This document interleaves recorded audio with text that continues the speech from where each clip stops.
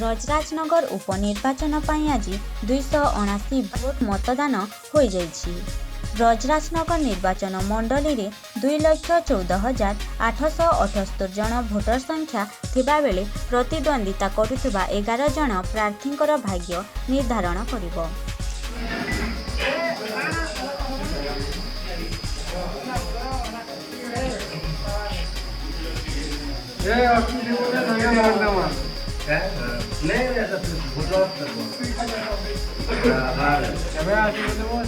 चलित उपनिर्वाचन रे प्रबल ग्रीष्म प्रभावर प्रकोप थिबा सत्वे भोटर धाड़ी छिड़ा होई निज निजर पसंद प्रार्थी को मतदान साब्यस्त करुछंती।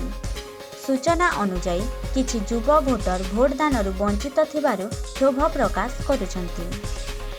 आपन नाटा केना या मन अजी पदा काना असुविधा हला तीनटा इलेक्शन भोट देली न ई तो इलेक्शन पे मोर नाटा नहीं आसी लिस्ट नहीं आसी मतलब भोट देनी पारली सरकार गुहारी को मोर भोट बात सुविधा करूँ।